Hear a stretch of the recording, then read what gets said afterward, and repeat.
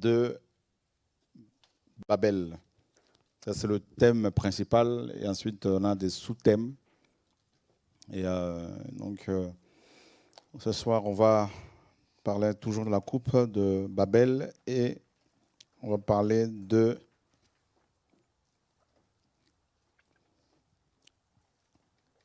la formation, c'est-à-dire de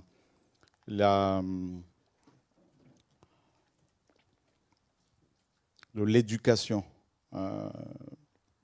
l'éducation babylonienne. La coupe, et là, le sous-thème, c'est l'éducation. Comment Babylone éduque ses ouvriers, ses serviteurs, ses servantes. Voilà. Comment Babylone produit ses enfants. D'accord? Et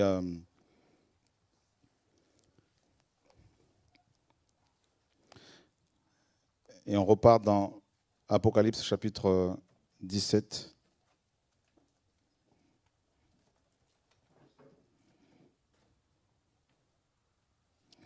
Alors, je vais aller sur le site plutôt.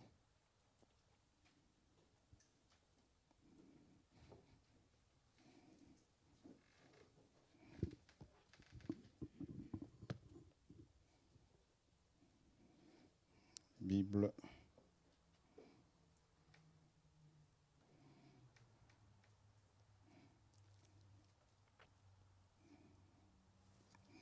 Apocalypse 17.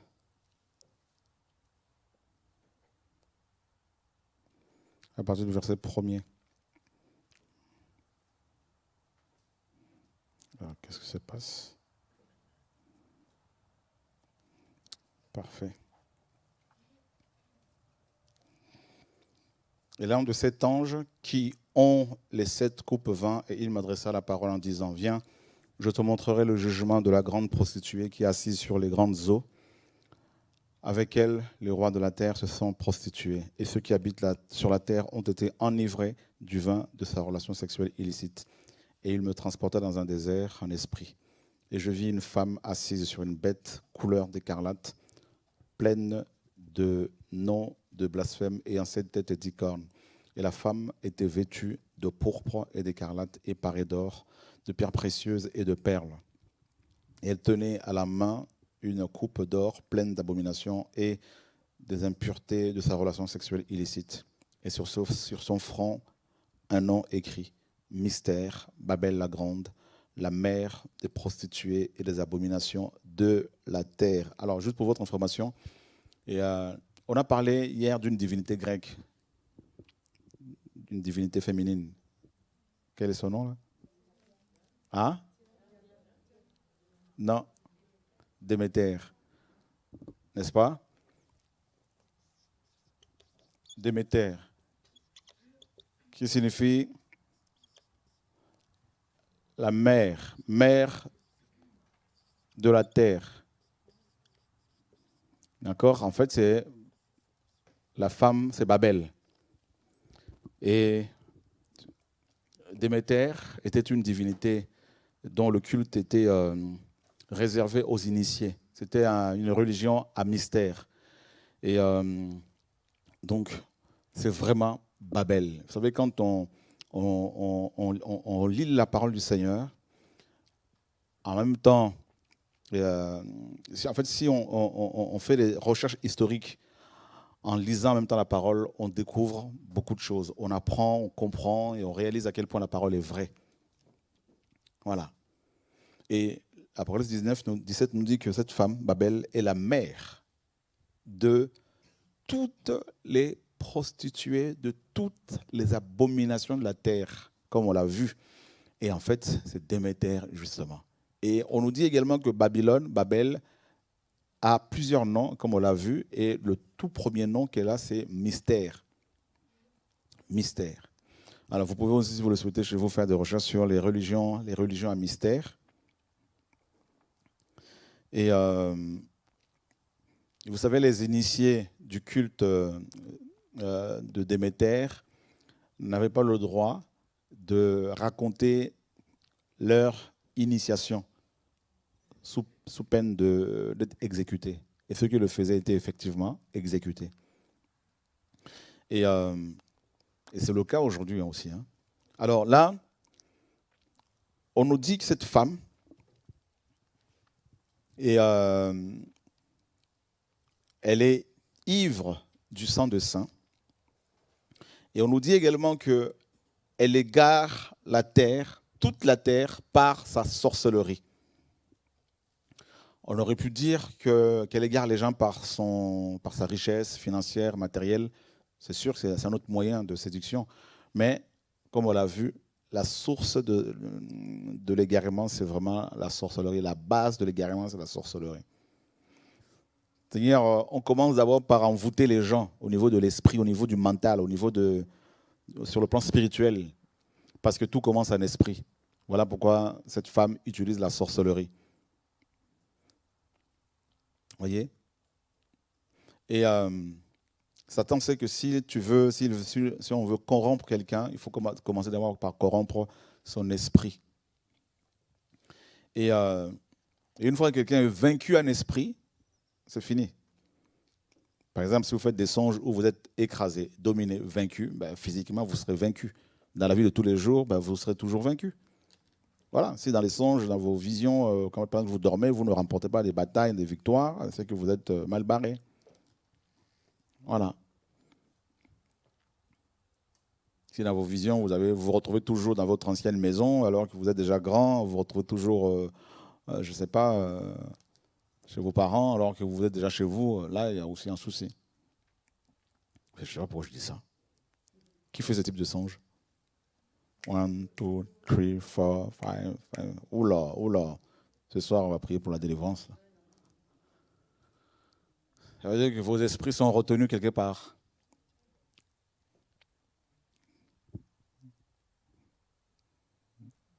Il faut déménager. Alléluia. Bon, il peut y avoir d'autres raisons. Hein. Il ne faut pas paniquer, mais bon, c'est quand même pas normal. Et donc, elle utilise la sorcellerie pour égarer les gens, pour envoûter les gens, et elle a réussi à envoûter plusieurs assemblées, notamment l'église de la Galatie. Et nous sommes dans Galates chapitre 3. Donc on va voir comment Babylone, comment cette femme procède pour former les gens qui vont alimenter son système, qui vont travailler dans son système. Mais restons d'abord sur la manière dont, comment elle procède pour envoûter, pour manipuler. Ô Galates, dénués d'intelligence, qui vous a ensorcelé pour que vous n'obéissiez plus à la vérité, vous, aux yeux de qui Yeshua Mashiach a été ouvertement dépeint, crucifié au milieu de vous. Ensorcelé, charmé. Qui vous a ensorcelé? Ici, Paul parle aux convertis. Il parle aux gens qui avaient été sauvés par le Seigneur. Et il nous dit ici qu'ils ont été envoûtés. Waouh! Ici, le verbe ensorceler signifie aussi être, n'est-ce pas, envoûté ou je sais pas, subir un sort, quand on vous jette un sort par des paroles incantatoires. Tu vois, des paroles qui sont lancées contre vous, tout ça, et puis qui arrivent à vous atteindre. Pourquoi? Parce que des portes étaient ouvertes. Et comment sait-on que les Galates étaient ensorcelés? Paul dit au chapitre 1er, il dit, et si nous-mêmes, ou un ange du Seigneur, vous annoncez un évangile, s'écartant de celui que nous avons annoncé, qu'il soit anathème. Il dit, vous vous êtes détournés facilement, promptement de l'évangile, de celui qui vous a sauvé, qui vous a appelé par sa grâce, à sa grâce, pour passer à un autre évangile. Pour passer à un autre évangile. Donc là, on comprend qu'ils ont été ensorcelés. Pourquoi? Parce qu'ils ont quitté l'évangile véritable pour aller vers un autre évangile. Voilà. Donc là, on comprend pourquoi Paul dit qu'ils ont été ensorcelés. La première conséquence de l'ensorcellement des Galates, c'est l'abandon du vrai évangile. Donc quelqu'un qui abandonne l'évangile véritable pour passer à notre évangile, quelqu'un qui a entendu hier qu'il ne faut pas tromper sa femme, tromper son mari, qu'il ne faut pas avoir des rapports sexuels avant le mariage, quelqu'un qui a entendu que quand on est chrétien, on doit s'habiller décemment, si la personne passe de cet évangile à un autre évangile, passe de cet évangile de sainteté à un comportement, n'est-ce pas, contraire à l'évangile, ben, cette personne est tout simplement ensorcelée. Or, une fois quand on est ensorcelé comme ça, on est sur le chemin de l'initiation à la sorcellerie.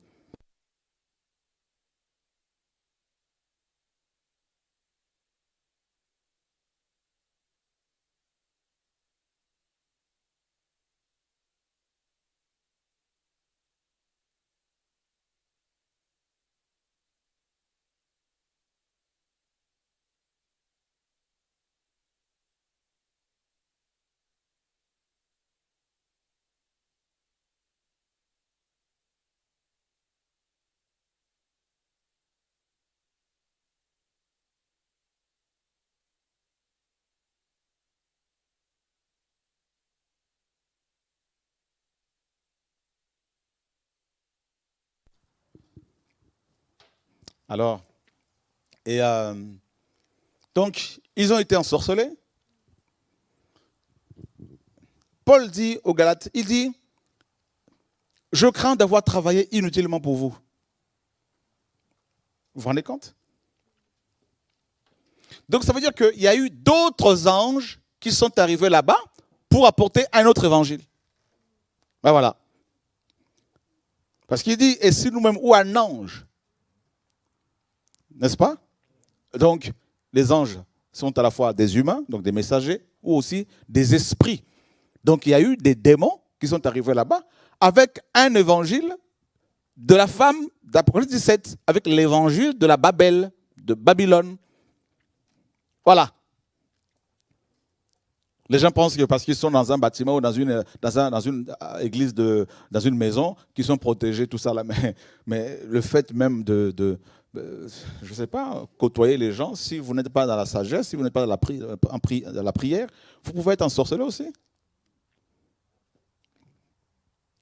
Ben oui. Celui qui traîne avec les sages devient sage, mais celui qui traîne avec les sorciers devient sorcier.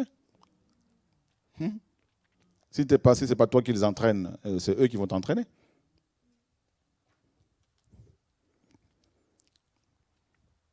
Donc, des anges sont arrivés là-bas avec un autre message. Quel message? Eh ben, on va le voir. Parlons d'abord de l'église de Galate qui a été récupérée par l'ennemi. Paul dit, mais je vous ai prêché l'évangile, je parlais de la croix parmi vous. Ouvertement, on a dépeint parmi vous la croix, Christ, Yehoshua. Mais qu'est-ce qui vous est arrivé? Qui vous a ensorcelé pour ne plus que vous obéissiez à la vérité? Les Galates n'obéissaient plus à la vérité. Frères, sœurs, vous ne voyez pas que c'est le cas de la plupart de nos églises? Ben oui. On lit les évangiles, mais on ne le lit pas forcément comme le Seigneur veut qu'on le lise. On le lit à la va-vite, ou peut-être on prend le temps pour lire, c'est vrai, mais parfois l'illumination peut nous manquer. Donc, la femme d'Apocalypse 17 va cibler l'église de la Galatie, hein, pour fabriquer maintenant ses serviteurs et ses servantes.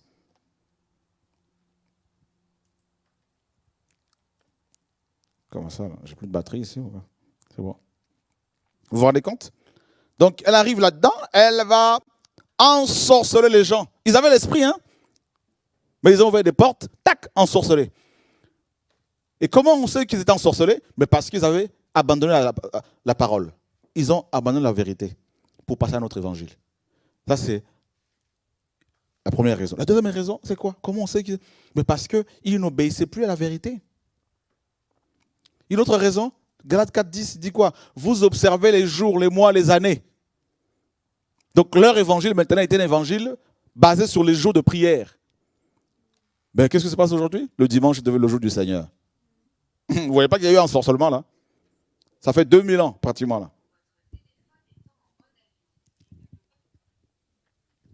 Voyez? Au lieu d'observer la vérité, la parole, ils observaient les jours. Et qu'est-ce qui se passe aujourd'hui? Ils observent les jours d'anniversaire de leur pasteur. Vous n'avez pas vu sur YouTube là, tous ces pasteurs pour qui on fête leur anniversaire? Vous voyez? Vous ne voulez pas qu'il y ait eu un ensorcellement? Ben, laissez-moi vous dire que la plupart des églises du XXIe siècle, la plupart des chrétiens d'aujourd'hui sont ensorcelés. C'est pour cela que, comme on en parle de plus en plus, même dans leur travail, on voit bien qu'il y a eu un ensorcellement. Même dans leur couple, on voit bien qu'il y a eu un ensorcellement. Dans leur manière de s'habiller, on voit bien qu'ils sont ensorcelés.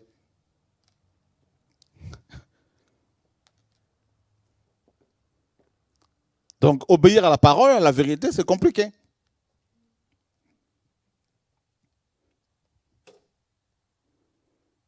Comment on sait qu'ils étaient ensorcelés? Ben, regardez bien, regardez, Galates chapitre 5. Regardez. Galates chapitre 5, regardez. Verset 1er. C'est pour la liberté que Machia nous a rendus libres.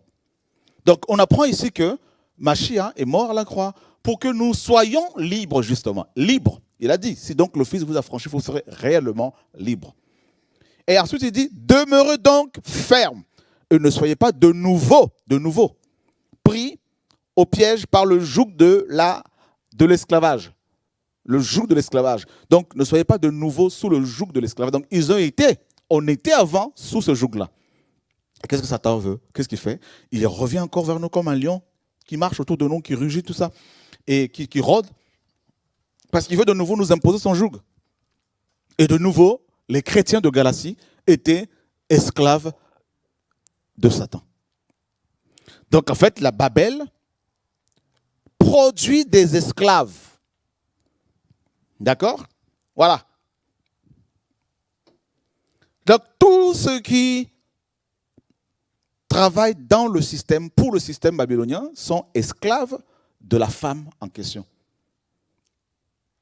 Esclaves de Satan, esclaves du péché, esclaves de la chair. Et vous allez voir que les chrétiens de Galate étaient vraiment ensorcelés. Il y a plusieurs raisons. Hein. Première raison, c'est quoi? Qu'est-ce qui prouve qu'ils étaient ensorcelés? Ils ont abandonné l'évangile.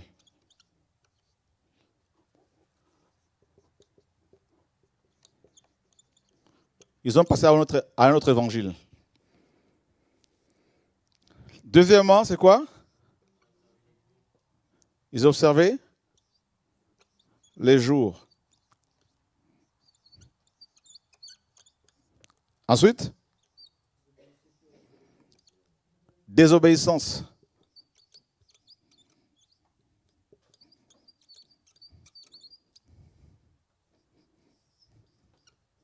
Voilà. Quatrièmement, ils étaient devenus esclaves. Vous vous rendez compte? On parle d'une église que le Seigneur a fondée. Mais récupérée par Babylone.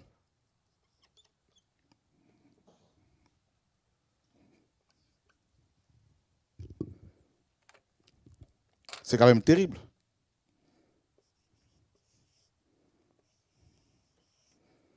Et qu'est-ce qu'on voit encore? En fait, ils pratiquaient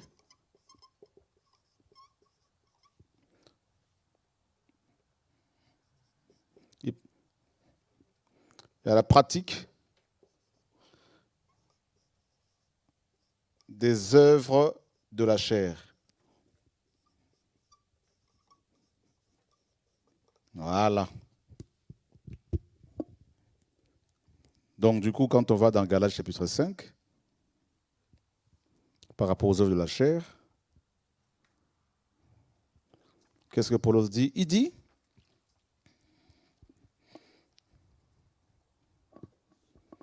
mais je dis, marchez selon l'esprit et vous n'accomplirez pas le désir de la chair. Donc, il ne marchez plus selon l'esprit.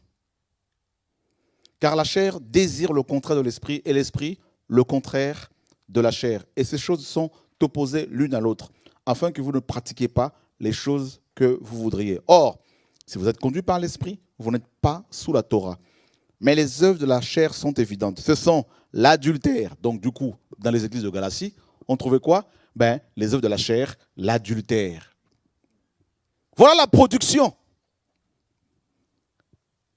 Voilà comment la production de Babylone, comment Babylone fabrique, produit, engendre ses, n'est-ce pas, ses esclaves, ses serviteurs, ses servantes.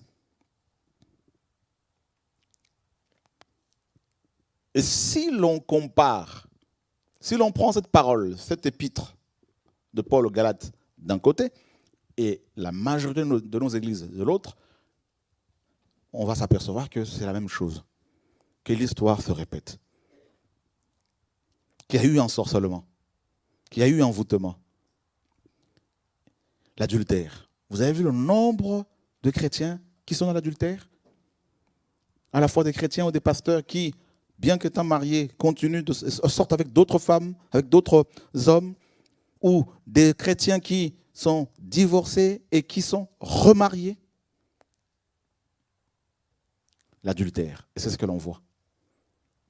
Donc comment peut-on savoir que cette femme est assise sur les gens, sur les églises? En regardant l'histoire, ou en regardant notre environnement, et en comparant notre environnement, nos réalités à la parole. Voilà. En faisant une étude comparative.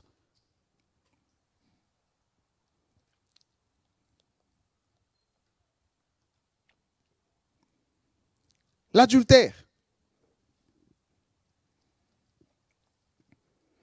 La relation sexuelle illicite. Donc dans ce terme-là, vous avez toutes les dépravations liées au sexe. L'impureté. La luxure sans bride. L'idolâtrie. L'idolâtrie. Ça, vous le savez. On le voit. On la voit, cette idolâtrie-là. On la voit. L'homme devient Elohim. L'idolâtrie. L'argent qui est idolâtré, qui est magnifié. Et autre chose, la sorcellerie. Oh, donc dans les églises de la Galatie, il y avait des sorciers. Vous vous rendez compte? Donc il y avait des sorciers qui étaient sous le joug de Satan avant leur conversion, que le Seigneur a délivrés, ils se sont convertis, ils ont été baptisés, mais Satan est revenu via cette femme et les a récupérés et les voilà de nouveau sorciers. Il y avait même des gens qui n'étaient jamais sorciers conscients, mais qui en fréquentant ces assemblées, et qui vont devenir des sorciers. Qui est choqué?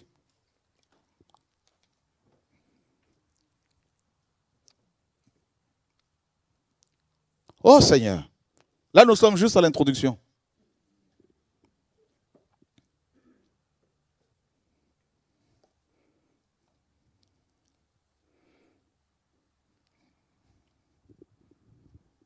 La sorcellerie.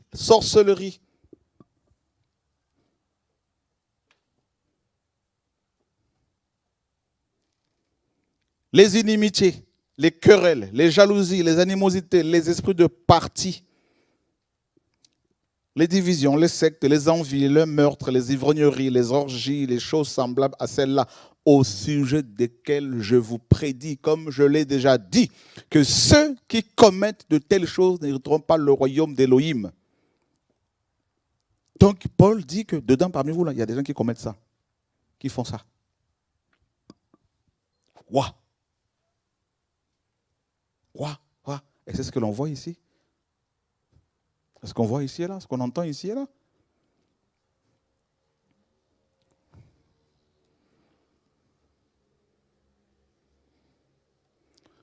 Galates 6, 7, il dit, ne vous égarez pas. Ils étaient égarés. Et comment la femme d'Apocalypse 17, la Babel, s'organise-t-elle pour égarer les gens? Comment elle fait pour... la sorcellerie. Voilà pourquoi Paul dit, mais ne vous égarez pas. Ne vous égarez pas. On ne se moque pas d'Élohim, car ce qu'un humain sème, il le moissonnera aussi.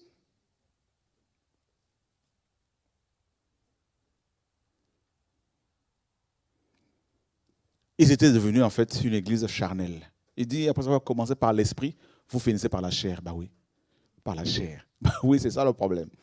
Ils ont commencé par l'esprit, sanctification, sainteté, mais là, la chair est rentrée complètement. Allez, fini.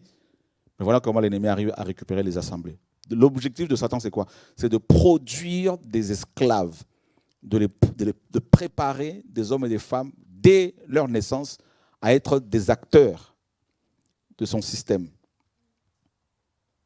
Donc on a vu rapidement comment l'ennemi a récupéré l'église de la Galatie.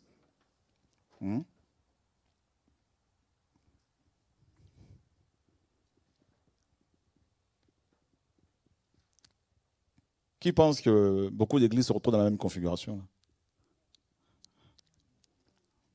Et voilà. Alors, allons voir maintenant comment il fait pour les former. Nous sommes dans Daniel, chapitre 1er. La première année donc de Cyrus, roi de Perse, afin que la parole de Yahweh prononcée par la bouche de Yirmeya soit accomplie, Yahweh, donc là je suis là, Ezra, pardon, tant pour moi, je dis Daniel, voilà. La troisième année du règne de Joachim, roi de Yehuda, Nebuchadnezzar, roi de Babel, vint contre Jérusalem et l'assiégea. Donc déjà, on apprend que quand cette femme arrive, là on parle de Babel, ben, elle assiège les gens. Ben voilà, les gens sont assiégés, emprisonnés. Adonai livra entre ses mains Jehoiakim, roi de Yehuda, et une partie de vase de la maison d'Élohim. Nebuchadnezzar emporta les vases au pays de Shinéar, dans la maison de son Élohim, et il les mit dans la maison du trésor de son Élohim. Shinéar, c'est le pays de 2 fleuves. C'est la Mésopotamie, c'est Babylone. Voilà. Le pays de Nimrod. Le roi dit à Ashpenaz, chef de ses eunuques, de faire venir quelques-uns de fils d'Israël de race royale et des principaux seigneurs, des enfants en qui il n'y avait aucun défaut physique, beau de figure, ayant de la perspicacité en toute sagesse, du savoir, de la connaissance, du discernement, plein d'intelligence, qui avait aussi en eux la force de se tenir dans le palais du roi, à qui l'on enseignerait les lettres et la langue des Chaldéens. Donc là, on a une sélection qui est faite. Ah ouais, nous sommes dans ce système qui est très sélectif. Voilà.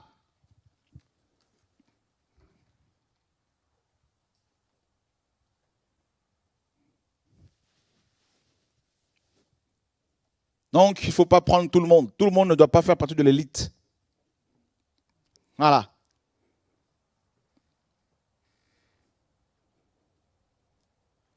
Le système dit que certains naissent pour être en bas. Et on a vu ça avec le Troisième Reich, avec Hitler, la race aryenne par exemple. Et on voit ça, c'est dans la mentalité. Vous voyez? C'est un programme. Cette femme, ce système est un programme. Et on voit ça en Inde, où il y a des castes hein, qu'on appelle intouchables, par exemple. Voilà. C'est terrible comment le monde est fait. Donc il faut sélectionner ceux qui ont du sang royal, qui sont intelligents. Il faut les préparer. Comment? D'abord, il y a la sélection. Ça, c'est la première étape. Dans la production des ouvriers, dans la production des esclaves du système, premièrement, c'est la sélection. Il faut sélectionner, il faut examiner les gens, on sélectionne. Deuxièmement, il faut procéder à l'éducation. Et il procède comme le Seigneur. Paul, dans Acte 19, on nous dit qu'il va séparer les disciples de la foule. Ensuite, il va enseigner les disciples pendant 2 ans dans l'école de Tyrannus. Vrai ou faux? Voilà. Satan imite le Seigneur, mais pour faire du mal.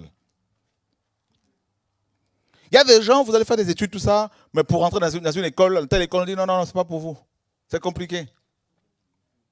D'autres sont cooptés. Qui a déjà compris, vu ça? Voilà.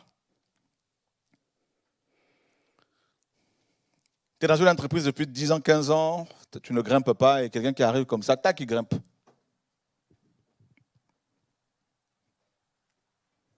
Sélection, ensuite, formation, éducation, tout ça. Là.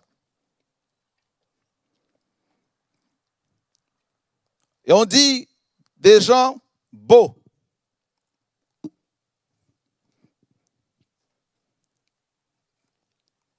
Vous avez déjà vu un journaliste, même ici en Ile-de-France, là, avec l'accent marseillais, là? Ça vous dit rien, là? Pourtant, on est en France.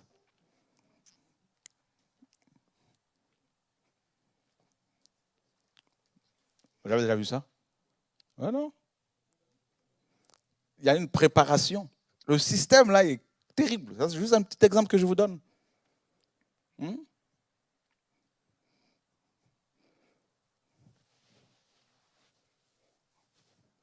C'est quoi la mode, là? C'est une sélection. Vous avez dans une population, par exemple, une population de 100 personnes, juste un exemple.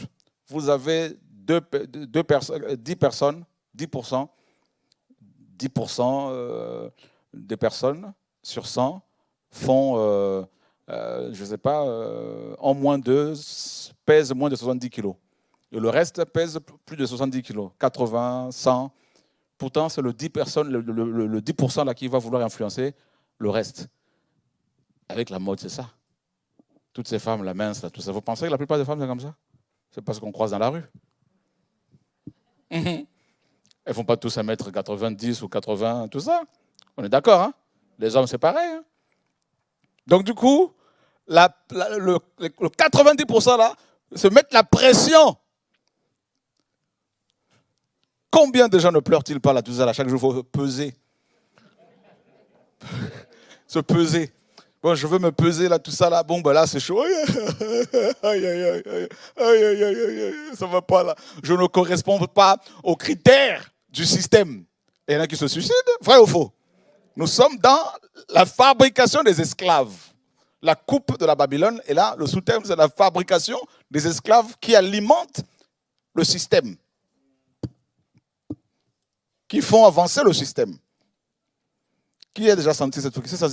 Qui s'est déjà mis la pression? Levez les mains, s'il vous plaît. Voilà. Tu sors comme ça, panneau publicitaire, on te montre une femme qui est parfaite. On dit, voilà le modèle. Et toi, tu te regardes, tu dis, mais je ne peux pas grandir. Et quelques Chinois, j'ai vu un reportage des Chinoises, se font opérer. On coupe leurs jambes carrément, on allonge les os, tout ça là. On met des broches pour avoir 10 cm de plus. Vous vous rendez compte? Il y en a qui enlèvent leurs yeux bridés, tout ça pour ressembler au modèle occidental. Mais c'est tout un envoûtement. C'est ça l'ensorcellement. C'est ça l'envoûtement.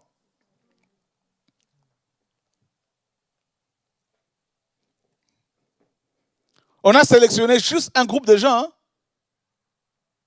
pour les préparer, pour qu'ils soient des modèles. Voilà.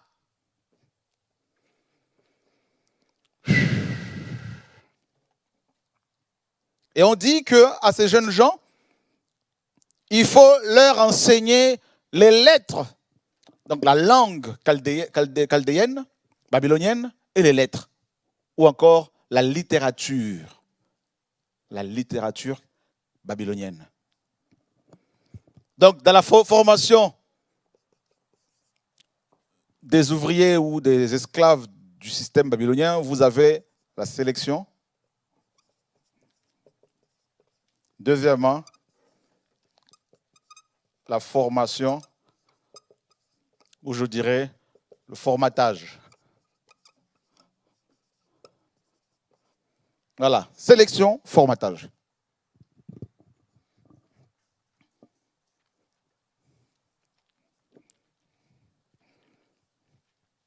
Vous avez des pays, certains pays, ceux qui font de la politique, c'est que des enfants d'eux. Sélection. Voilà. Il n'y a que eux qui gèrent les choses. Vous avez des églises, vous ne pouvez pas diriger parce que ce sont les enfants du pasteur. Sélection.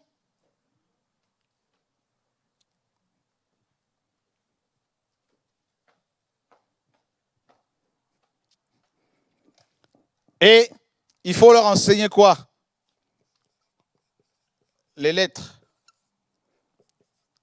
la langue.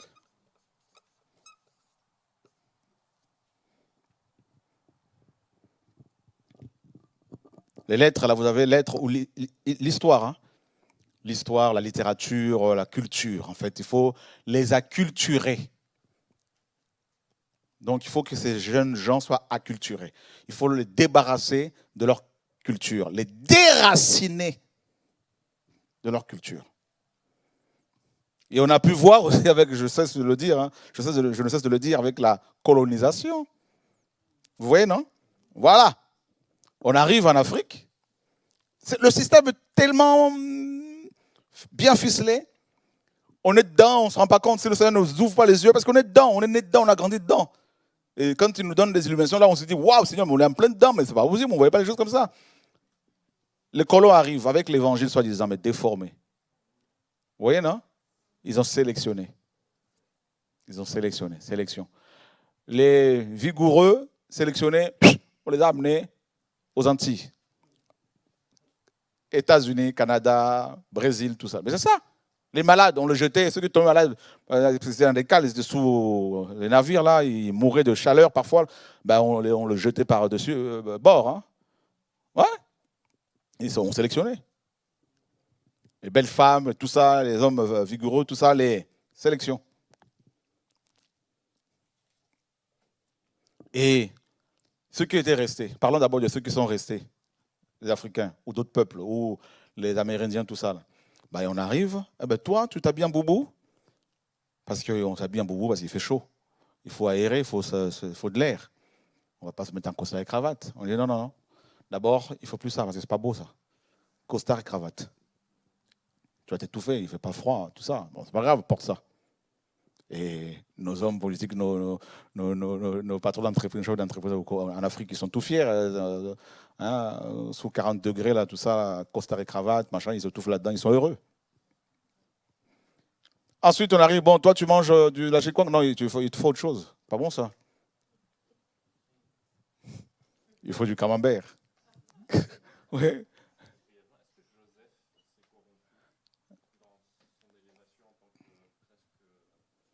Non, pas du tout.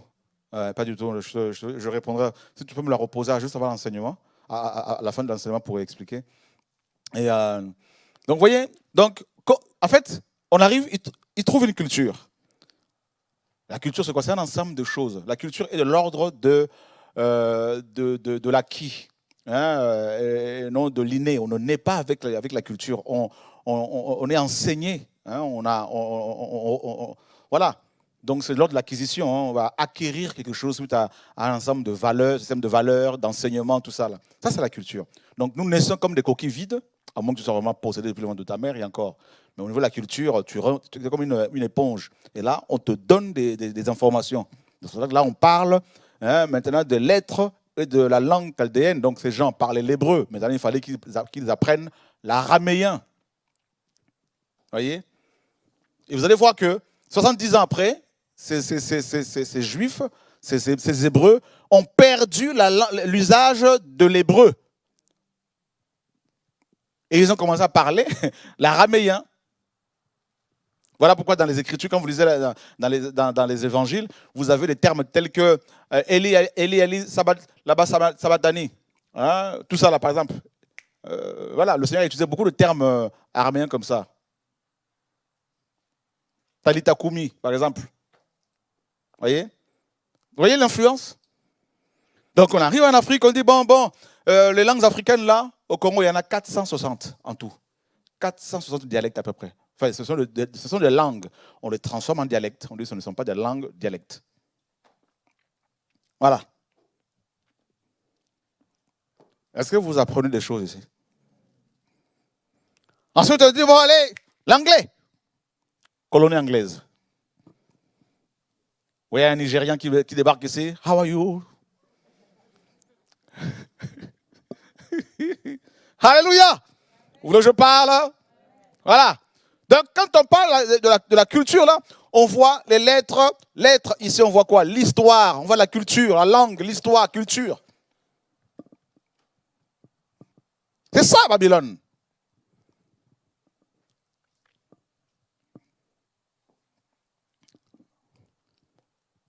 On dit, bon, ta nourriture, allez, allez, il ne faut plus manger ça. Ta manière de t'habiller, non, c'est plus ça. Ta manière de parler, non, c'est plus ça. Apprends le portugais. Apprends l'allemand. Apprends telle langue. Apprends telle langue. Et maintenant, vous avez, des années après, c'est colonisé. C'est acculturé. Une fois qu'ils viennent visiter, ils viennent s'installer ici, il y en a qui ne veulent même pas apprendre leurs enfants leur langue. Ils ont honte de parler leur langue aussi. Oui, à quel point on les a. Ils sont formatés, ils sont envoûtés, ensorcelés. Quand vous voyez ça, dites, comprenez qu'ils sont envoûtés, ils sont ensorcelés. Qui réalisent que beaucoup sont vraiment ensorcelés?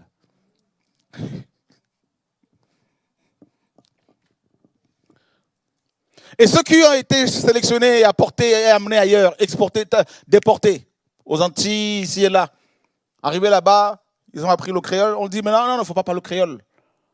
C'est seulement, parlons l'anglais seulement entre nous, le français entre nous. Il n'y a pas la transmission des valeurs. Il y a des choses, hein. Il y a des choses.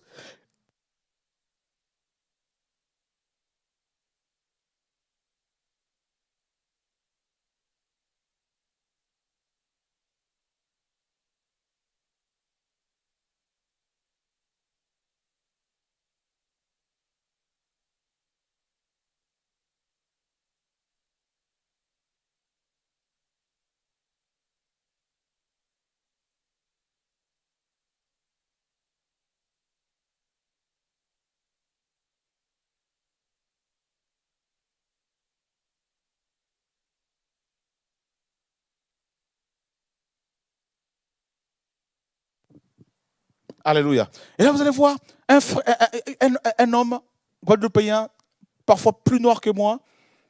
On lui dit, mais toi, tu es africain. Non, jamais. Il a honte de ses origines. Il est envoûté, ensorcelé, acculturé. Vous voyez comment ça fonctionne? Oh, yo, yo, yo, yo, yo, yo.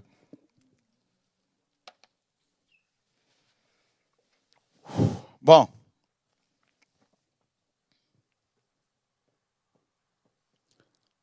Les Basques, ils ont une belle langue, les Basques. Les Basques.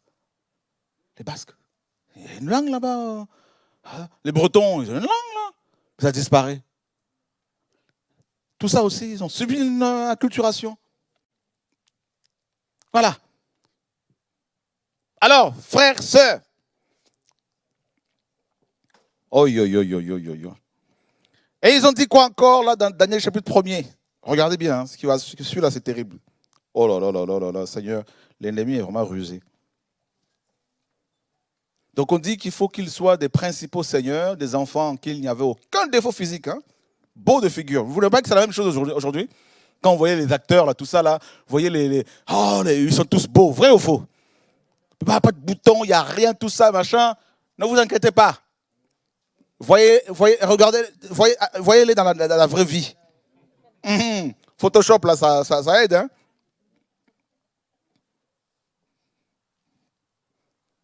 On était à Brazzaville en mission, dans un hôtel, et puis on voit une femme mannequin qui est arrivée, une Française. Quand on l'a vue, on a dit, c'est elle là? Non, mais attendez, mais elle est moche. Mais quand vous la voyez à la télé, là, vous dites, mais à l'époque, quand on était dans le monde, tout le monde voulait courir après elle. Mais on dit, mais en fait, elle n'est pas. Et non seulement qu'elle n'est pas chrétienne, en plus, elle n'est pas belle. Photoshop. C'est ça, Babylone. Et les sœurs souffrent à cause de ça. Je sais que beaucoup souffrent. Vrai ou faux? Qui souffre? Levez les mains, s'il vous plaît. Ne soyons pas Des menteurs, menteuses. Honnêtement, levons la main, s'il vous plaît. Ah. Les faux cheveux, là, ça fait souffrir les gens. Pourquoi tout ça, là? Vous ne voyez pas que c'est Babylone? C'est de la Bible. On dit qu'il faut qu'il soit sans défaut. Vrai ou faux? Voilà.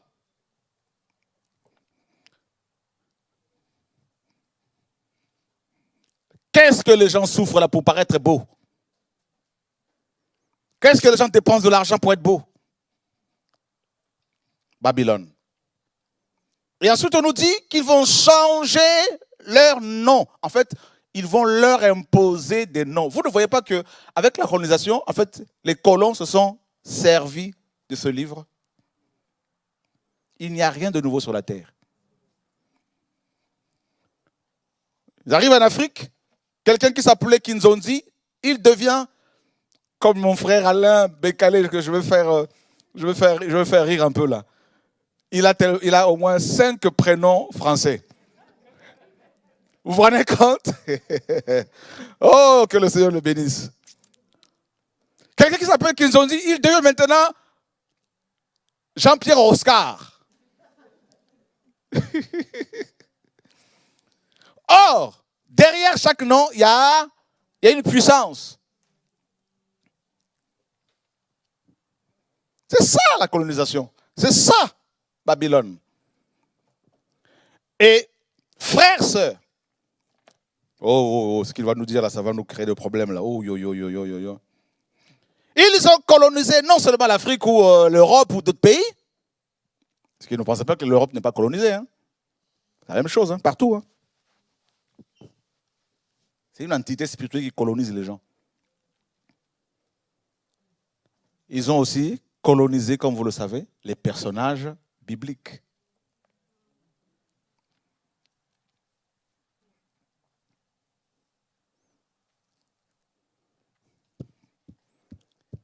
Yehoshua Amashia devient Jésus-Christ. Mais bien avant, Deus. Donc, Deus, la divinité principale chez les Grecs, devient le Dieu des chrétiens.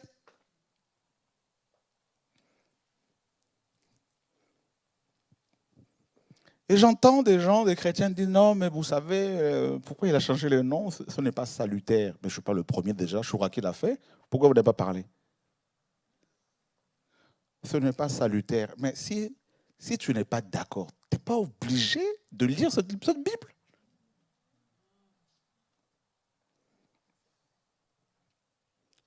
Vous voyez le plan de l'ennemi? C'est-à-dire qu'il va à la source. Je dis bien, pour fabriquer ces esclaves, il faut sélectionner, il faut les former, il faut leur enseigner des lettres, autres que la parole, d'autres livres, parce que lettres c'est aussi livre hein, dans l'araméen, la langue. Et sachant que ce livre est la parole révélée, donc la Bible, la parole du Seigneur, dedans dans ce livre vous avez la parole du Seigneur, et qu'est-ce qu'ils vont faire? Ben, ils vont changer les noms de personnages bibliques pour mieux formater les gens.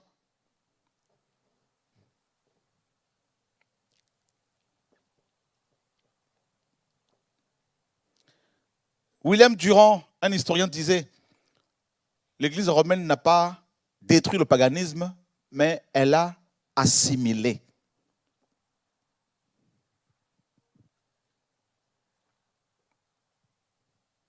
Donc ce que la femme a fait dans Daniel 1 avec les hommes du Seigneur, avec Daniel, avec ses compagnons, en changeant leur nom, ben cette femme a procédé de la même manière avec les traducteurs de la Bible.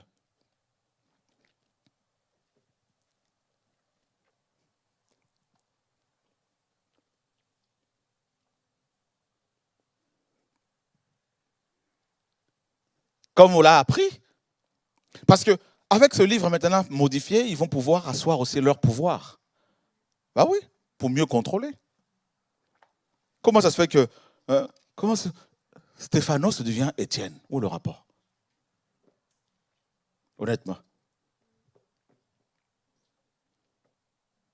Et quand le Seigneur dit changer tout ça, on dit non, il y en a qui disent non, mais ce n'est pas salutaire. Il y a même des chrétiens là, qu'on a formés, même des églises que le Seigneur m'a fait implanter. Dedans, vous avez des gens qui disent non, on n'est pas d'accord. Ils sont libres. Mais pour vous montrer à quel point les gens ne veulent pas de la vérité. Voilà. On parle de la réforme, on parle de la restauration. Et beaucoup disent non, mais c'est pas grave, c'est difficile tout ça.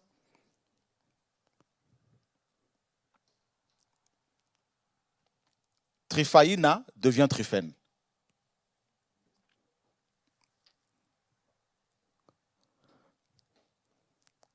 Alléluia. Oh Seigneur.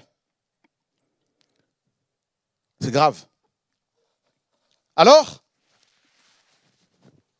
la parole dit, ils leur ont imposé les noms. On leur a imposé les noms. Et qu'est-ce qu'ils ont fait? Donc, changement de nom. Donc, changement d'identité. Le nom, c'est l'identité. Donc, changement d'identité. Vous ne voyez pas ce qui se passe? Dire à un enfant de 5 ans, tu n'es pas obligé d'accepter que tu es né garçon. Il y a des choses qu'on ne peut pas dire là en direct. Là. Vous devez comprendre dans quel temps nous sommes, dans quel monde nous sommes. On est à la fin. C'est la femme qui gère, cette femme, cette entité spirituelle, bien sûr, hein, la Babylone. C'est ce gros démon. Vous ne voyez pas que nous sommes dans une génération où les gens ne connaissent même plus leur identité? Voilà. Voilà. L'identité est liée aussi à la fonction. C'est important de le souligner. Si tu ne sais pas qui tu es, tu ne sauras pas quoi faire. À quoi tu es destiné.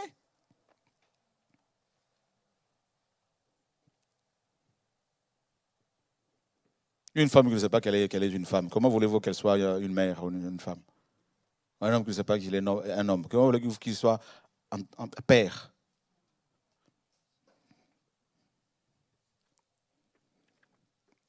Donc, quand ils ont changé les noms de ces hommes-là, c'était dans un but bien précis.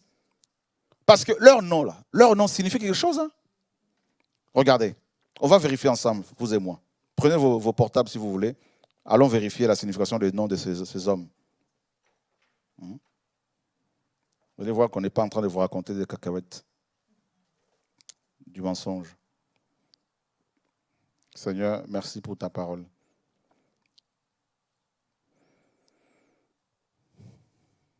Daniel, chapitre 1er. Alors, il y a des gens qui sont chez eux ce soir, qui sont certainement encouragés. Que le Seigneur vous garde. Alors, on commence par le premier nom. On dit, le chef des eunuques leur imposa des noms. À Daniel, le premier, Daniel, son nom signifie quoi? Elohim est mon juge. Voyez? Donc, on peut dire que Daniel croyait que Elohim était son juge, celui qui pouvait le justifier. Vous voyez? Mais Babylone dit non, non, non, non, non, non. Elohim ne doit pas être, ne plus, ou ne pas ton juge. Nous, on va changer ton identité.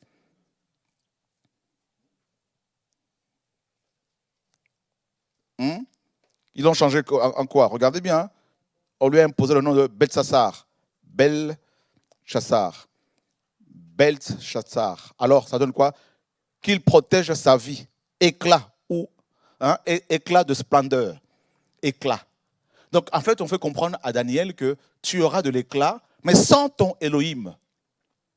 Tu auras de l'éclat grâce à la formation babylonienne. Voilà pourquoi des chrétiens qui ont des entreprises ne veulent pas dire clairement qu'ils sont chrétiens. Parce que leur éclat ne vient pas du Seigneur. Vous comprenez? Qui se rendent compte que nous avons de gros problèmes. Oh yo yo, Seigneur, sauve-nous. Hein. Où est le rapport, frères et sœurs? Vous voyez la différence? Elohim est mon juge. Vous voyez la différence qu'il y a entre les deux là? Éclat de splendeur. On dit bien, son nom signifie d'abord qu'il protège sa vie. Qu'il protège sa vie. Qu'il, là, c'est qui? Ah, Bel, un démon. Ah.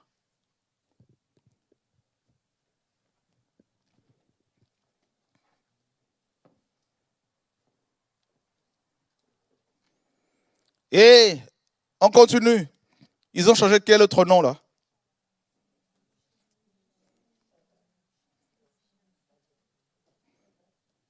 Shanania, son nom signifie quoi? Elohim est miséricordieux. Vous voyez, ils lui ont donné quel nom?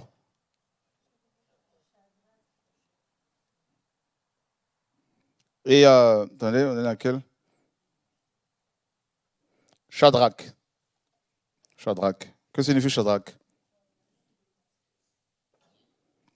Shadrach signifie royal ou le grand scribe. Royal. Vous avez vu qu'ils ont enlevé les noms d'Elohim à chaque fois. Vous voyez?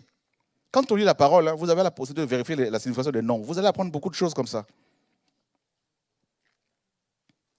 Et vous avez Meshach. Non, Michael. Qui signifie quoi, Michael? Qui est Elohim. Et on lui donne quel nom? Attendez. Meshach, c'est ça, non? On lui donne le nom de Meshach. Invité du roi. Babylone te contrôle et Babylone te fait croire que c'est elle qui t'a invité. Vous voyez? C'est quand même grave. Hein? Oh, Babylone, oh, la femme, là, le Seigneur l'expose. Hein? C'est pour ça qu'il attaque mes piles, l'ennemi. Là. Azaria signifie quoi? Yahweh a secouru. N'est-ce pas? Et il devient qui? Abed-Nego. Abed-Nego. Que signifie Abed-Nego? Serviteur de Nego. Ou encore du dieu Nebo. Vous avez vu comment ils ont enlevé partout le nom d'Elohim ou de Yahweh? Vous avez constaté ça, non? Eh bien, qu'est-ce qu'ils ont fait avec le nom de Yehoshua, où l'on voit Yahweh dedans? Yah. Qu'est-ce qu'ils ont? Ben, ça devient autre chose. Vous voyez, à chaque fois, l'histoire se répète. C'est la même chose. Ils ont fait ça hier, avant la naissance de Yehoshua. Ils ont fait ça avec les noms des personnes bibliques. Et ils ont fait ça avec la colonisation. Ils font ça aussi aujourd'hui avec... C'est pas son nom. Oh Seigneur, sauve-nous. Il y a des choses que je vais donner en direct ici.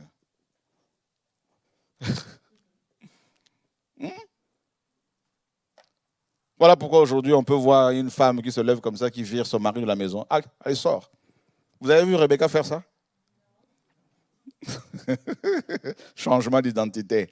Seigneur, sauve-nous. Oh Père, on est à la fin. Vous allez voir un homme qui se lève comme ça, qui bat ses enfants. Vous avez vu Abraham frapper ses enfants? Voilà. Un père qui lève la main sur ses enfants, c'est un père, il n'est plus dans sa fonction. Donc il a un problème d'identité. Le problème de beaucoup aujourd'hui, c'est que Babylone, dans sa manière de former les gens, de formater les gens, a détruit l'identité de beaucoup. Voilà.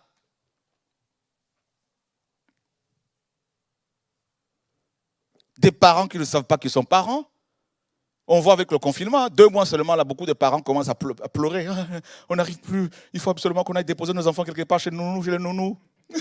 Seigneur, sauve-nous. Quel pays, quel monde. On est dans un temps compliqué. Qui a considéré ça?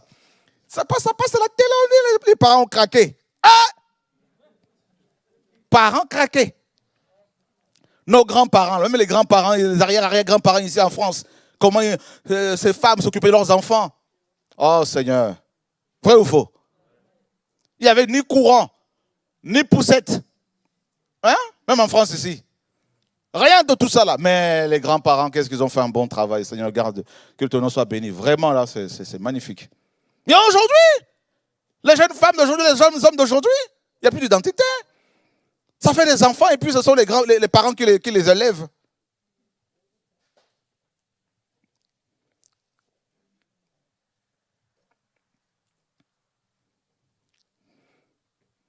Vous avez des jeunes femmes de 20 ans qui ne savent même pas faire à manger. Des hommes de 20 ans qui ne savent même pas faire à manger. On dit, tu sais faire à manger? Oui, je sais faire des pâtes. Vous voulez que je parle, frère? Quand on rit un peu, le message passe en même temps là. Tu sais, et quand on sort, on dit, oh là là, on se parle entre nous là. Oh, c'est chaud là, vraiment là. Comment voulez-vous? L'identité, aujourd'hui, ce sont les machines qu'il faut à manger pour nous. Pour faire du riz. Tu vois, on dit deux verres d'eau et 2 verres de riz. Tu appuies sur un bouton. Et puis après, quelqu'un t'invite chez lui, tu arrives comme ça, tu penses que la sœur, avec son mari, ils ont bien fait, la sœur a fait à manger bien comme il faut le mari. Hein. Non, mais machine. Machine. Seigneur, sauve-nous. Problème d'identité. De plus en plus, on est remplacé par des robots. Vrai ou faux?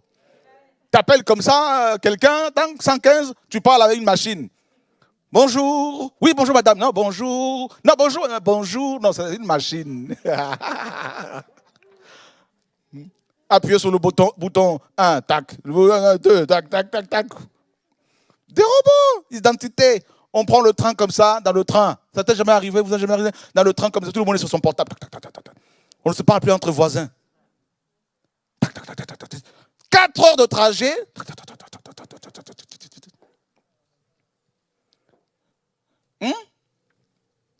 Problème d'identité. Des enfants à 2 ans, à minuit, ils sont en train de brailler encore. Ils courent encore. Maman, donne-moi ton iPad. Maman, ton iPad.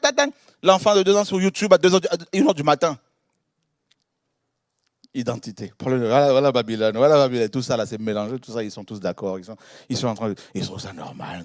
C'est magnifique. Ouf. Comment? Ah, c'est la vérité.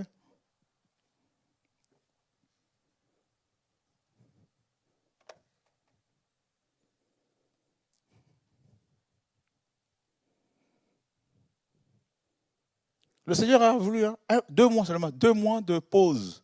On a vu. Les gens ils n'ont plus d'identité là. Rester avec leur famille, là, c'est compliqué. C'est les réunions de réveil. C'est quand les réunions de réveil? C'est quand les idolâtres? C'est quand ça va reprendre? Ça va reprendre. On n'en peut plus là. On n'en peut plus là. Ils ont plein d'identité. Des fils et des filles du Père Céleste qui ne sont même plus capables de s'asseoir avec le Père.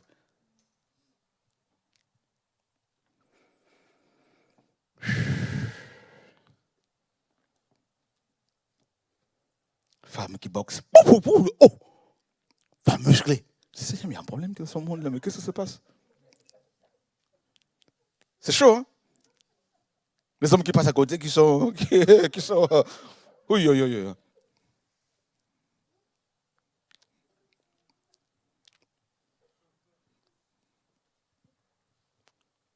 Ou des hommes qui... Ah! Problème d'identité. Seigneur, sauve-nous. Vous voulez que je parle, frère? Alléluia!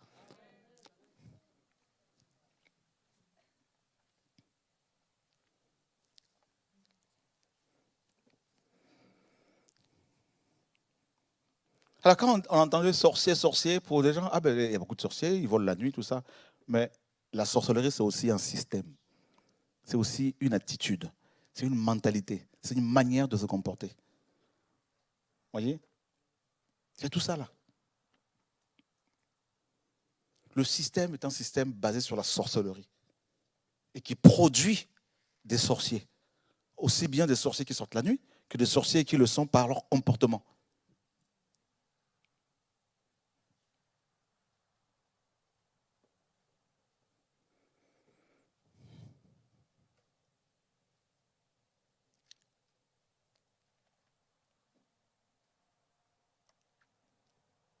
C'est chaud.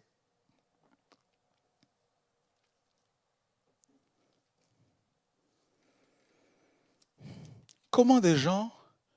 En fait, vous allez dans un pays, ça c'est Babylone, vous allez dans un pays, vous prenez des otages, vous les amenez chez vous, et vous les sélectionnez d'abord, tac, ils arrivent à Babylone. Là-bas, ah ben, ils subissent une transformation. Ils apprennent les lettres chaldéennes. Ils vont les mettre à méditer des jours et des jours, à lire des jours et des jours des livres pour qu'ils s'imprègnent de la culture babylonienne. Ensuite, vous arrivez, vous changez leur nom. Et vous savez ce qu'ils ont fait d'autre? Regardez, tout à l'heure, le Seigneur m'a amené à changer et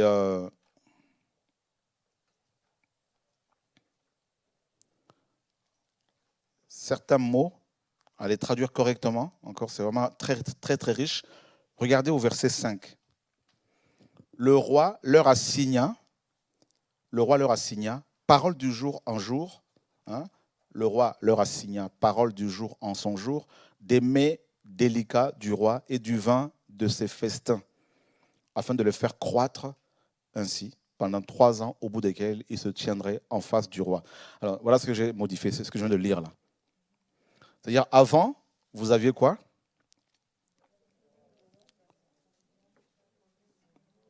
La portion, hein? Voilà. Et le vin dont tu le buvais, c'est ça, non? En fait, ici, le vin dont tu le buvais signifie littéralement le vin de ses festins.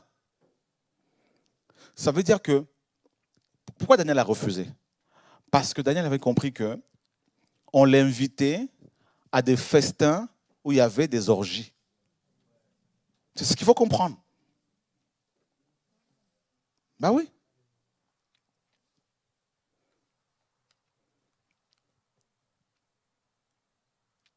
Et des traducteurs ont mis seulement le vin dont tu le buvais. Non, c'est moins fort.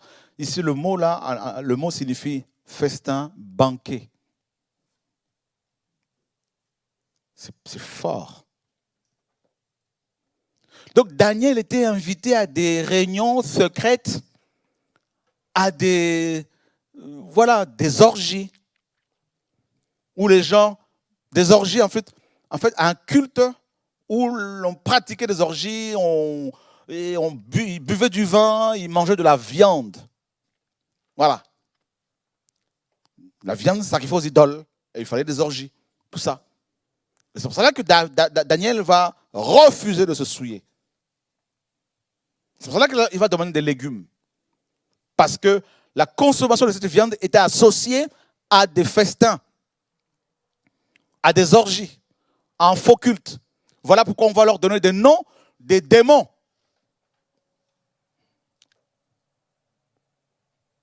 Qu'est-ce qui se passe?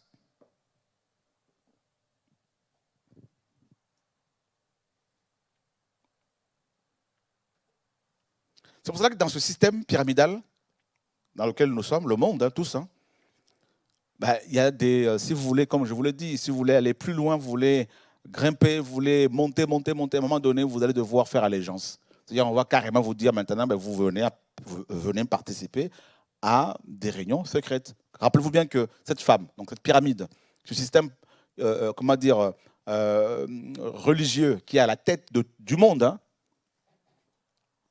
on a vu que ce système, le système religieux gère la finance et la finance gère la bête, c'est-à-dire la politique. D'accord? Donc, vous avez cette pyramide, comme on l'a vu. Vous avez tout en haut Satan, donc le Baphomet.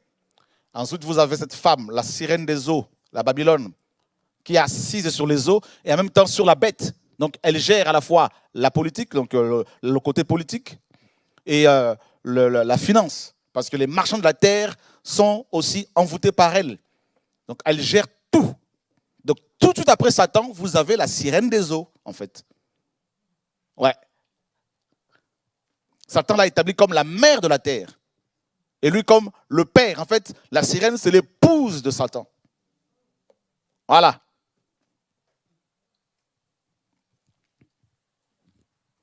Vous voyez?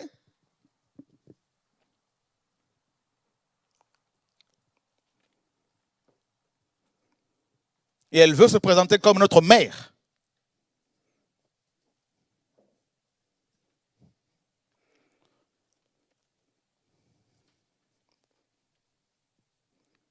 Vérifiez dans l'histoire. Vous allez voir que le culte de déesse, le culte rendu aux déesses était beaucoup plus important que le culte rendu aux divinités masculines.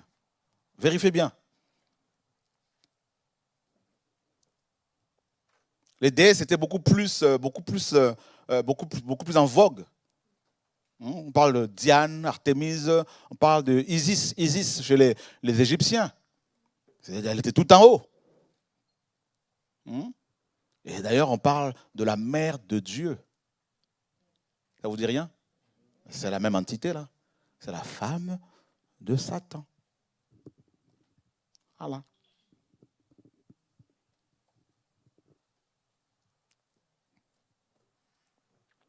Et je ne veux pas dire ici. Là, le Seigneur creuse, et puis les écailles tombent. On s'aperçoit à quel point on était envoûté. Ouh là, Seigneur, mais c'est chaud là.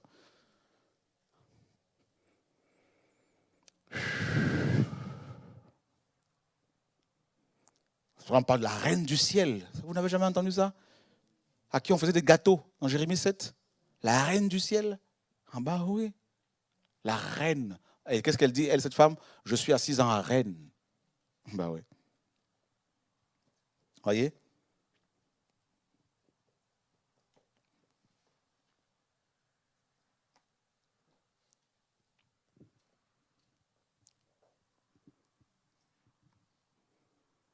Le roi leur assigna, parole du jour en son jour, des mets délicats du roi et du vin de ses festins, afin de le faire croître. Donc, j'ai fait exprès de ce verbe-là, où ce verbe signifie aussi devenir grand ou important.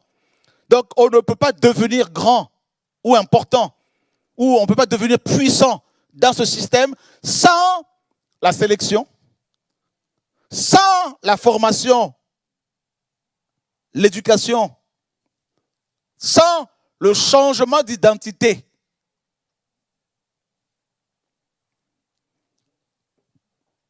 Afin de le faire devenir grand, afin de le promouvoir, de le rendre puissant, ou encore louer, ou encore glorifier, ou encore faire de grandes choses. Donc, si vous voulez croître dans ce système, si vous voulez devenir grand dans ce système, si vous voulez devenir puissant financièrement, matériellement, il y a des préalables. C'est pour ça que quand je vois des chrétiens qui sont naïfs, qui pensent qu'ils vont devenir puissants dans ce système, sans se compromettre, je dis, mais vous n'avez rien compris. Rien compris. Tu ne peux pas devenir grand dans cette pyramide-là. Il y a 33 degrés, comme on l'a vu, sans allégeance, sans manger,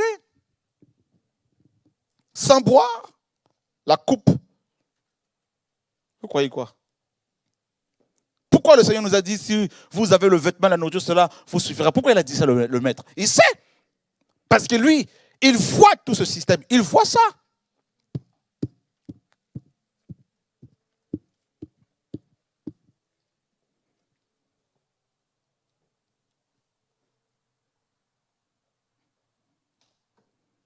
Alors, il y en a qui diront, ouais, mais Daniel est devenu grand quand même malgré Daniel. Déjà, à cette époque, mes amis, le Seigneur n'était pas encore mort à la croix. Et nous sommes vraiment à la fin.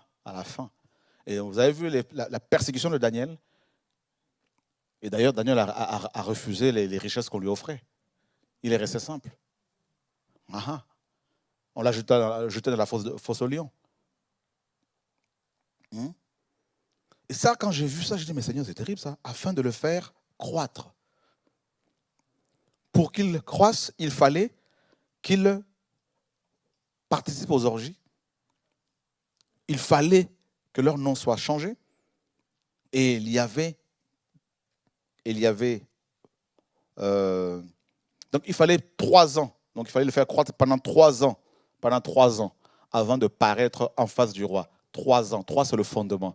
Donc là, voilà, on détermine un temps, et puis on dit, pendant ce temps-là, on va les formater. On va les faire croître. On va les préparer pour qu'ils soient des acteurs du système. Et c'est ce que l'on voit dans le monde. le cursus, machin, scolaire, voilà. Préparer. Hop.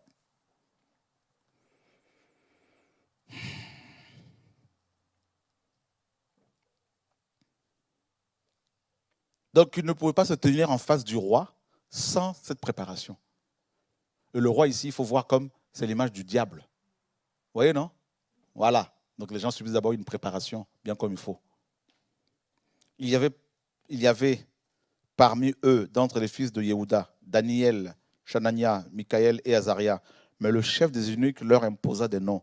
Il imposa à Daniel le nom de Béjessar, à Chanania celui de Shadrach, à Michaël celui de Meshach et à Azaria celui d'Abednego. Or Daniel disposa son cœur à ne pas se souiller par les mets délicats du roi et par le vin de ses festins. C'est pourquoi il suppliait le chef des eunuques afin qu'il ne l'oblige pas à se souiller. C'est quand même terrible. Hein? Donc en fait, tu ne peux pas devenir grand dans ce système sans te souiller, sans la corruption, la compromission. C'est ce qu'il faut comprendre. Soyez enseignés. Ouvrez les yeux. Elohim accorda à Daniel la bonté et la compassion devant le chef des eunuques. Le chef des eunuques dit à Daniel, je crains le roi, mon Seigneur, qui a dénombré, voilà ce que j'ai changé ici, qui a dénombré votre viande et vos festins. Donc le roi lui-même, qu'est-ce qu'il a fait? Il a compté. Il a compté, il a vérifié la viande qu'il fallait donner à ces enfants-là. Et le vin de ces festins. Il a tout compté. Voilà ce qu'il faut leur donner, tant, à leur donner. Voyez? Et là, on parle de la viande. Avant, c'était autre chose. Mais là, le mot, c'est vraiment viande. Viande, nourriture. Mais viande, c'est bon parce qu'il y a une opposition viande, légumes. Voilà pourquoi lui, il a demandé des légumes. Voilà. Et cette viande, c'est la viande sacrifiée aux idoles.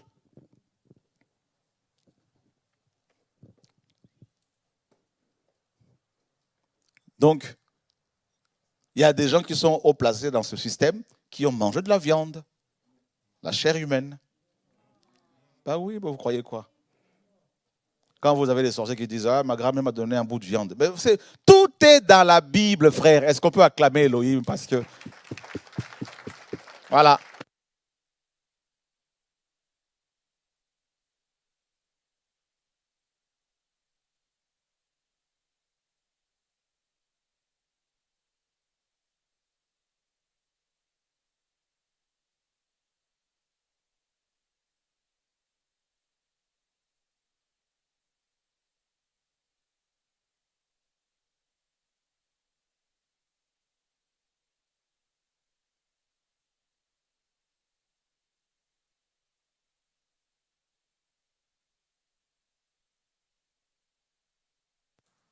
Ah, Seigneur.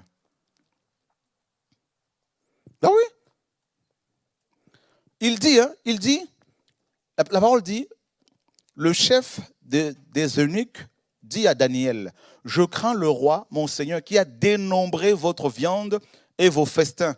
Car pourquoi verrait-il vos visages plus tristes que ceux des enfants de votre âge? Vous exposeriez alors ma tête auprès du roi. » Voyez? La viande.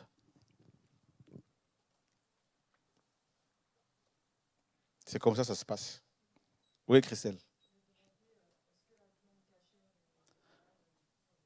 Bon, ça, tu peux purifier ça, mais c'est vrai que c'est dans la même pensée. Hein. Ouais. Oui.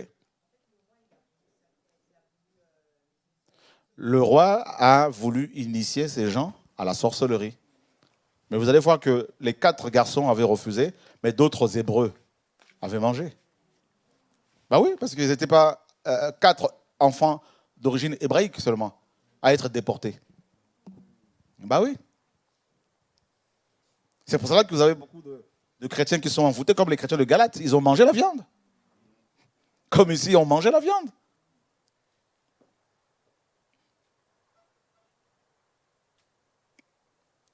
Ils continuent à la manger. Cette viande, c'est aussi les fausses doctrines. Ben oui. Vous avez mangé la parole du Seigneur, la vraie viande, la vraie chair, la parole du Seigneur, et beaucoup n'en veulent pas après avoir mangé. Non, non, non, non, on veut autre chose, on veut autre chose, on veut autre chose, on veut autre chose. Regardez ce que les gens mangent aujourd'hui, regardez ce que les gens mangent. Si vous mangez, vous acceptez les doctrines qui viennent des démons, vous pensez que vous allez devenir qui? Des sorciers.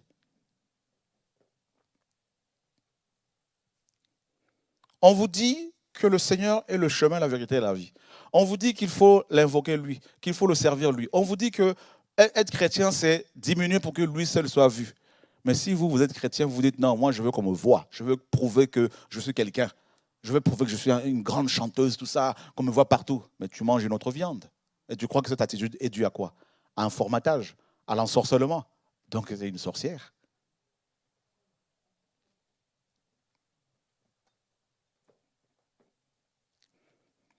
Parce que la sorcellerie, c'est... Dans la sorcellerie, vous avez l'envoûtement, l'enchantement, le charme, le fait de charmer les gens. Mais si toi, maintenant, là, toi, tu te dis chrétienne, ma soeur, tu t'habilles bizarrement lors de ton mariage, là, tu mets ton corps partout, là, tu exposes ton corps et tu séduis les gens, tu charmes les gens. C'est quoi cette attitude-là? Sorcellerie. Donc, tu es sorcière.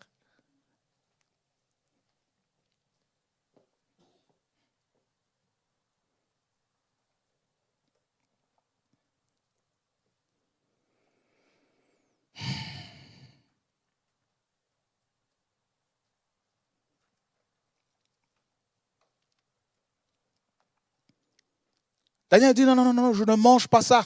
Non, non, je refuse. Je refuse. Et ses amis l'ont suivi. Et regardez Babylone, Shadrach, Meshach, Abednego. Ils ont érigé. Le roi de Babylone a érigé une statue. Et il a fait venir qui? Les musiciens. La musique. La musique. Babylone utilise beaucoup aussi la musique pour envoûter. Voilà pourquoi on parle dans Apocalypse 17, 18, on dit qu'il n'y aura plus de chants des musiciens parmi, enfin, en son sein, tout ça. Là. La musique. Voilà. On dit non, si vous entendez le son de la musique, tout ça, là, ben, faut vous mettre, jetez-vous par terre et à genoux, adorez la statue. Voilà le truc.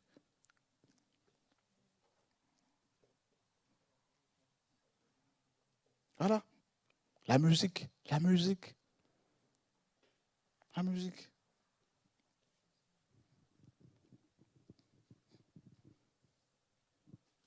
Donc vous allez voir que des gens étaient convertis, des gens se sont convertis réellement, mais tout au long de leur marche, ils ont fait des rencontres, et ces rencontres les ont éloignés du Seigneur. Ils ont commencé à accepter des choses qu'on ne doit pas accepter. Et ces chrétiens deviennent lourds, ils n'arrivent plus à prier, à méditer. Ben, ils se compromettent, la compromission. Voilà. Ils veulent faire comme tout le monde, comme tout le monde. Ils ne sont pas authentiques. Ils copient les autres. Ah ben tiens, là-bas, je vois qu'ils fonctionnent comme ça. Tiens, là-bas, ils ont fait cette décoration, on peut faire la même décoration. C'est ce que le Seigneur te dit de faire. Voilà. Vous voyez Babylone? Mélange, copie. Il n'y a pas c'est un problème d'identité. Voilà, des copies. C'est ça, Babylone.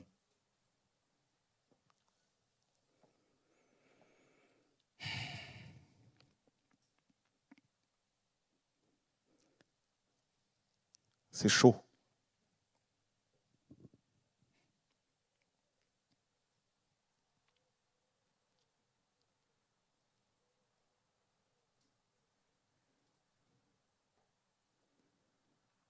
Alors, qu'est-ce qu'il faut faire? Le Seigneur dit sortez.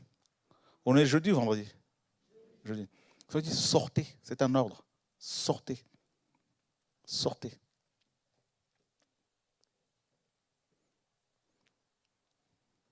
Sortez.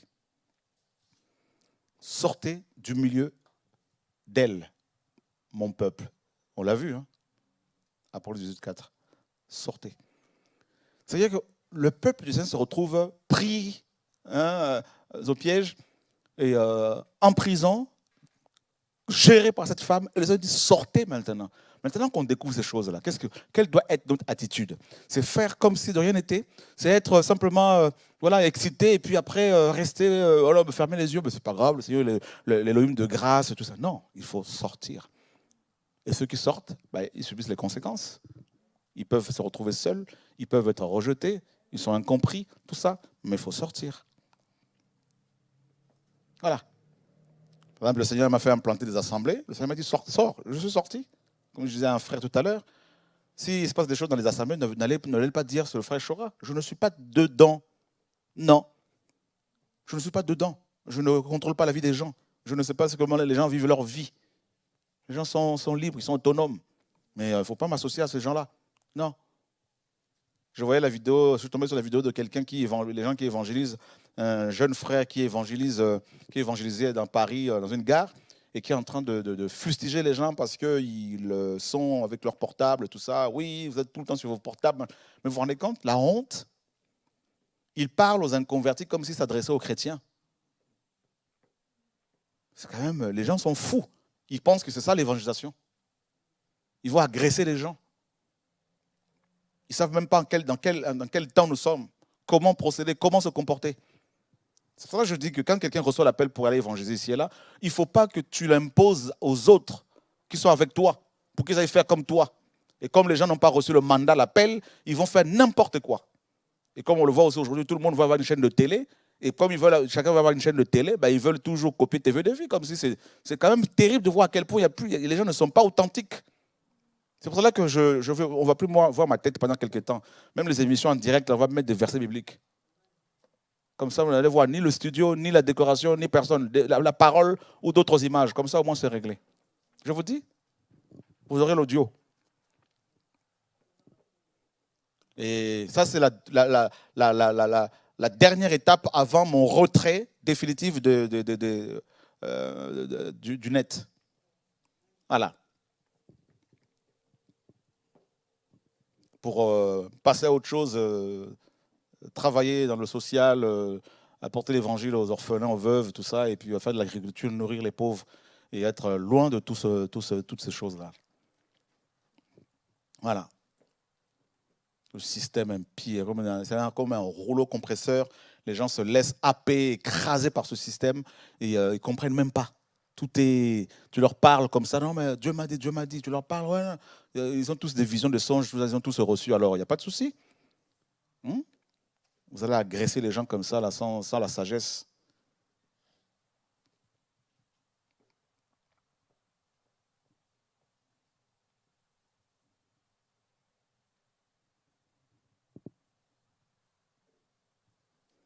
C'est pour ça que je dis, je me suis désolidarisé avec beaucoup de gens pour ne plus être associé à tous ces illuminés qui ne comprennent même pas ce que c'est l'œuvre, tout ça, là. Rien. Et puis on le voit 2, 3, 4, 5 ans après, ils ne seront pas dans le monde, après avoir fait des dégâts. Voilà. Babylone.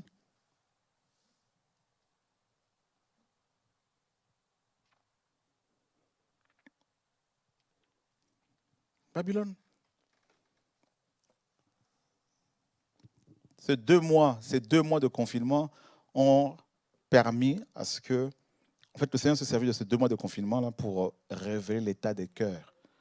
Et là, on a vu, on voit des comportements, on voit des attitudes, on se dit, mais Seigneur, mais il y a un problème. Ouais, l'apostasie. L'apostasie.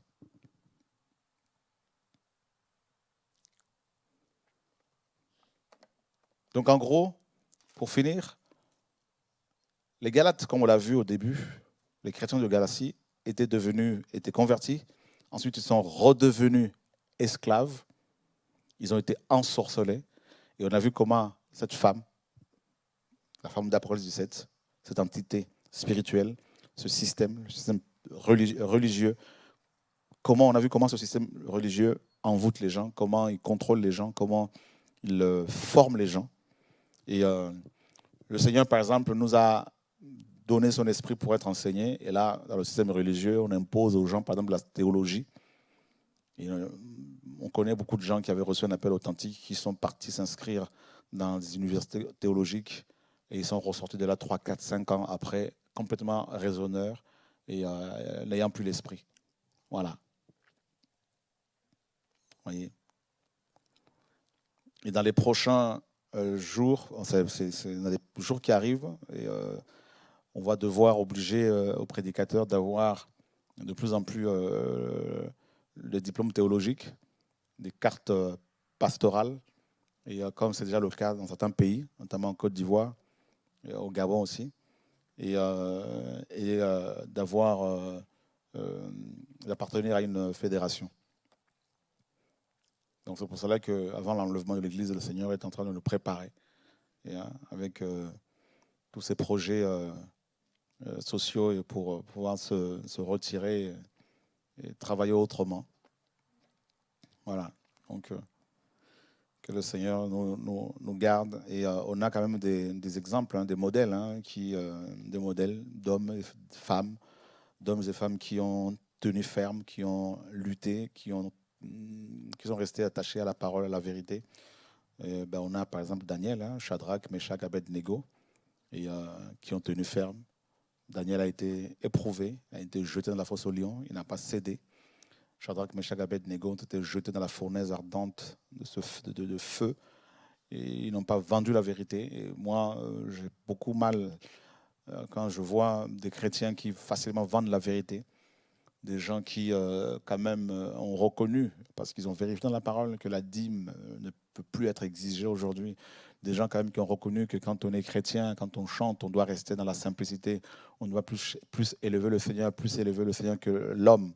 Et on voit malheureusement beaucoup abandonner cette vérité, cet évangile pour passer à autre chose. Comme les Galates, il y a eu un ensorcellement, un envoûtement. On dit, mais quel gâchis. On est vraiment à la fin. Et plus le Seigneur approche, plus le jour du Seigneur approche, plus on doit logiquement se sanctifier. Vous voyez ? Et que ceux et celles qui sont dans le concubinage, mettez de l'ordre, préparez vos enfants pour le retour du Mashiach, sanctifiez-vous, partagez la parole à vos familles.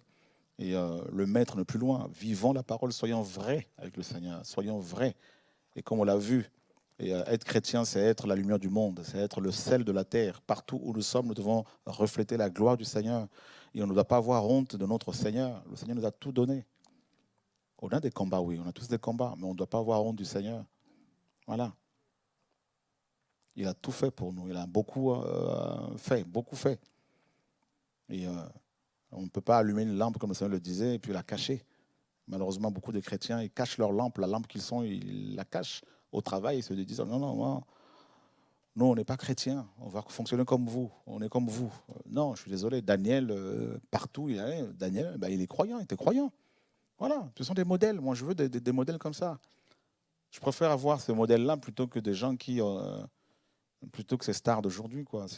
Non, quand je lis Daniel, je suis encouragé. Je lis Ésaïe, Ézéchias, je suis encouragé. Job, tout ça, c'est des gens qui ont tenu ferme. Si eux ont réussi, pourquoi pas nous? Nous sommes remplis du Saint-Esprit. Voilà. Et il y a des gens qui ont tenu, même dans notre génération, des gens qui ont tenu, des gens comme Kakou Severin, voilà, comme Osborne, tout ça, et qui ont tenu, comme David Wilkerson. Des gens qui ont tenu ferme jusqu'au bout, qui n'ont pas vendu la vérité. Et c'est possible d'être une femme dans cette génération et de servir le Seigneur simplement. C'est possible d'être une femme et dans la sanctification, la sainteté, de refuser la corruption, même si tu te retrouves seul.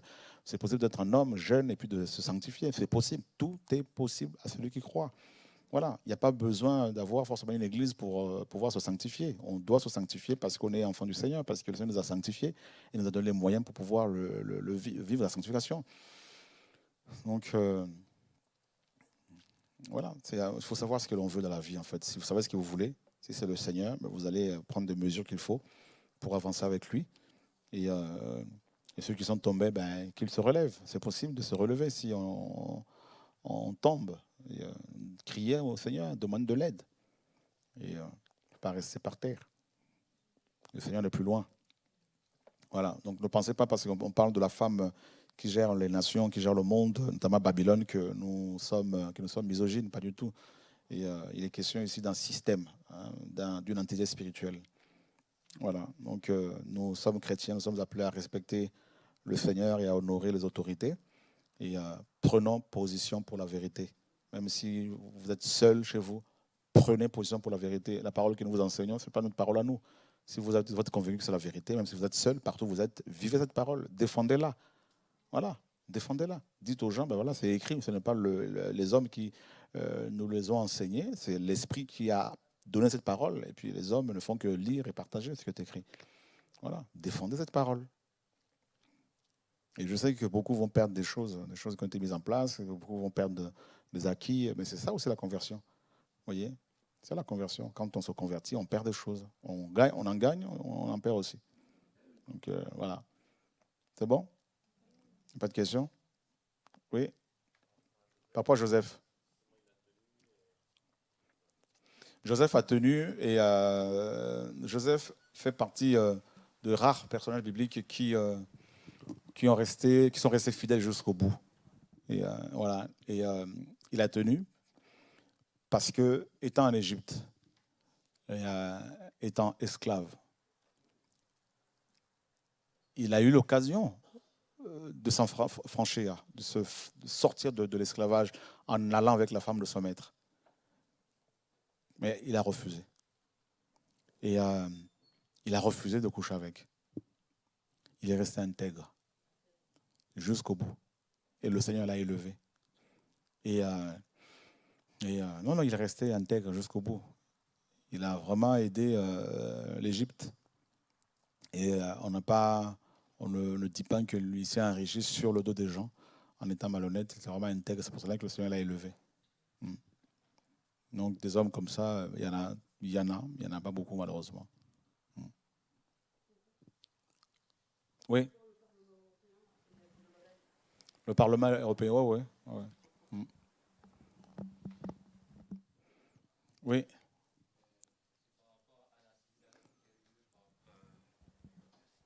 Par rapport à l'Église, je me demande souvent, est-ce que quand la Rome impériale a assimilé enfin, l'Église, en gros, mais est-ce que les chrétiens authentiques sont quand même restés quelques-uns Oui, enfin, bien sûr. Il y a toujours eu un reste. Toujours. Il y a toujours eu un reste. Et, oui, d'ailleurs, ils ont été persécutés. Je vous recommande l'histoire de lire l'histoire des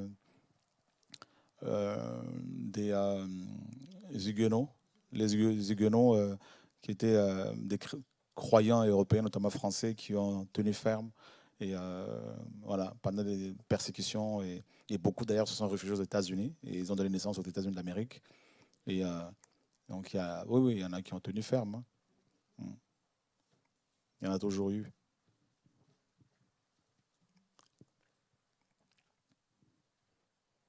Oui.